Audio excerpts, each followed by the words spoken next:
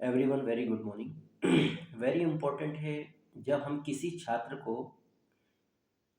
Training देते हैं, मतलब दोबारा उस व्यक्ति को हम वो चीज़ें सिखाते हैं कि जिन चीज़ों को सीख कर के उस फील्ड पर व्यक्ति सफल होगा।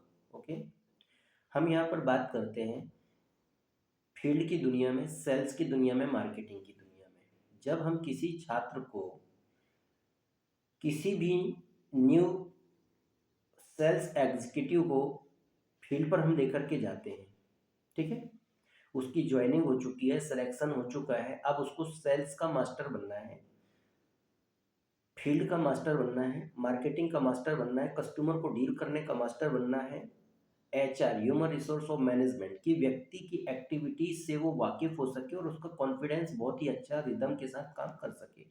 उसके लिए बहुत ही ज़्यादा इंपॉर्टेंट होता है working habit, good working habit, काम करने की अच्छी आदतें।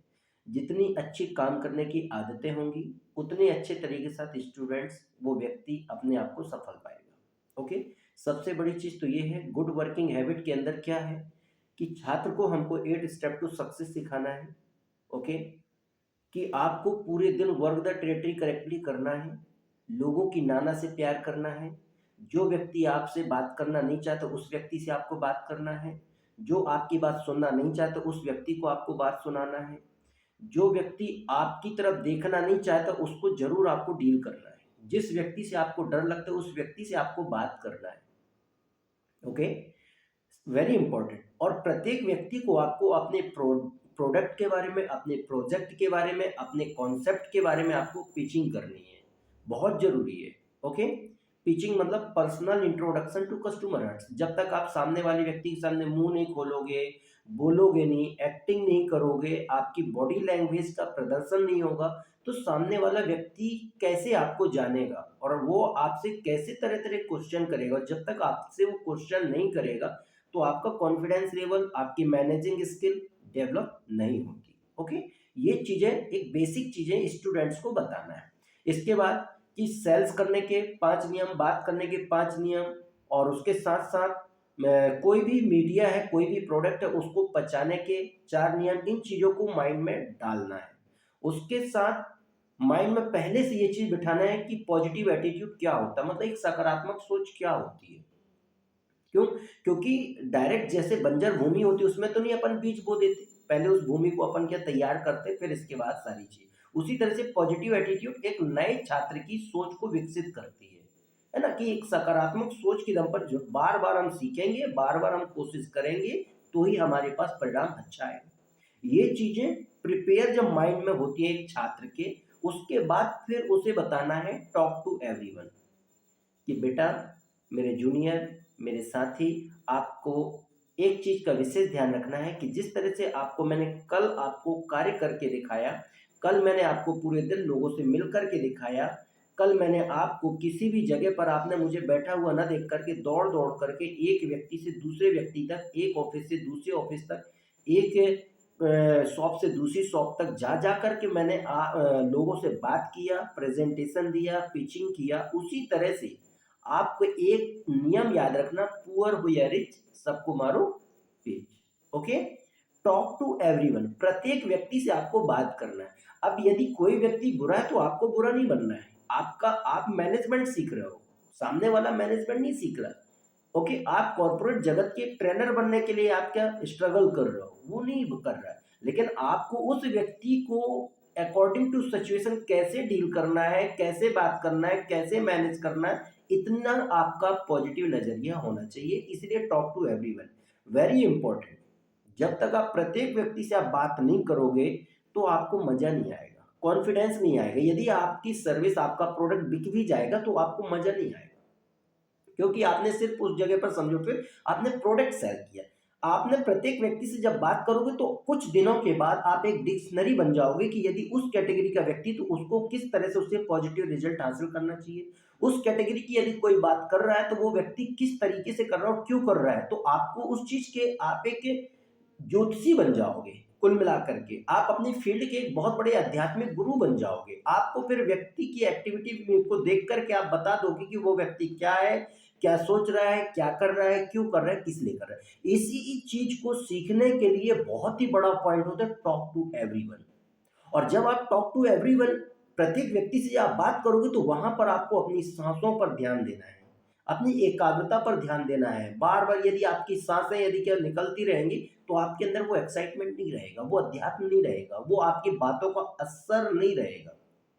ओके, जिस तरह से गिटार की जो एक तार होती है ना, उसमें कसाव होता है, तो गिटार में एक अच्छी आवाज आती है। उसी तरह जब आपकी सांसों में क्या कसाव रहेगा, तो आपकी आवाज भी अच्छी आएगी। ओके, तो इसीलिए talk to everyone. Second point आपको याद रखना है, it's numbers of game.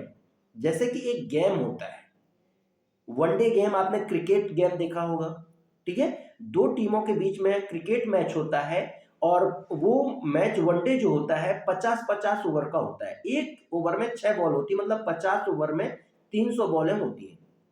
Okay, और उसमें जब बॉलर बॉलिंग करता है, 4 से 5 बॉलर होते हैं, जो भी है, कोई 10 ओवर एक डालता है, तो कोई 8 ओवर डालता है, हो सकता है 5 बॉलर है तो पांचों बॉलर 10-10 ओवर डाले, है ना। लेकिन क्या एक ही ओवर में किसी बॉलर को विकेट मिल जाता है? नहीं मिलता। तो उस जगह पर वो बॉलर जब बॉलिंग करता है, तो प्रत्येक बॉल के बाद उसका दिमाग काम करता है पॉजिटिव वे पर, कि ये इस प्लेयर को मैं आउट कैसे करूंगा, इस प्लेयर को मुझे मुझे किस तरह का, किस ढंग का, उसके बैटिंग करने का तरीका, उसके बैट पकड़ने का तरीका, उसके स्टाइल, उसकी एक्टिविटीज को ध्यान में रखते हुए बॉलर बॉलिंग करता है, और उसका मनोविज्ञान बार बार काम करता रहता है, और उसकी एकाग्रता बहुत बारीकी के साथ होती है। और पीछे जो कीपर है, उसको देखता है, विकेट कीपर की उसकी एक्टिविटीज के साथ वो कैसा मुझे इशारा कर रहा है, और उस समय प्रेजेंट बॉडी प्रेजेंट माइंड के साथ वो एक्शन लेता है।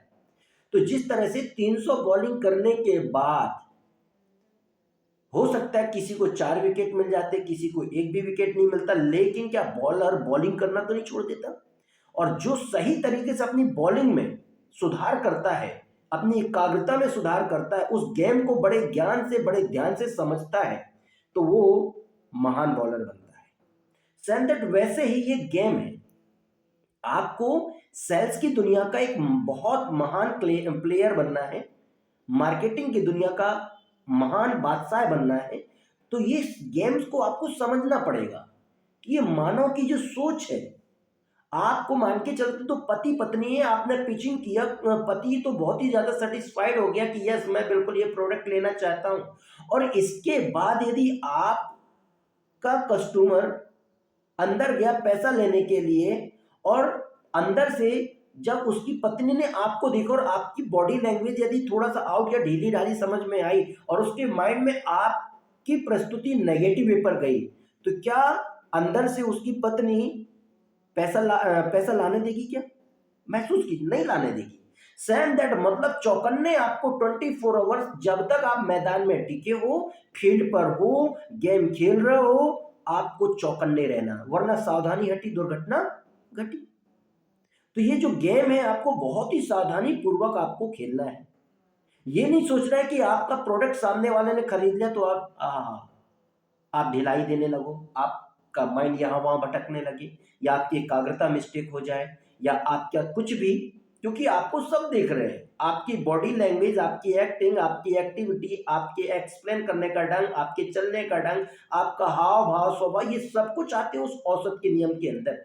कि जब आप 300 लोगों से आप मिलते हो, ओके, कोई आपको पिचिंग करते हुए देख रहा हो सकता है कोई व्यक्ति वहां से निकल रहा हो, और अगले कुछ पल के बाद आप उसके घर पहुंच जाओ, तो वो हो सकता है कि उसको पिचिंग करने से वो पॉजिटिव नहीं हुआ, लेकिन जब उसने आपको देखा था वहां एक्सप्लेन करते हुए, हो सकता है उस एक्टिविटी से, उस बॉडी लैंग्वेज से पॉजिटिव हुआ। और हो सकता है कि आपकी एक्टिविटी यदि उसने पहले यदि बैड नोटिस किया, और बाद में उसके सामने जाकर के आप मीठी मीठी बातें करोगे, तो क्या वो व्यक्ति आपसे लेगा?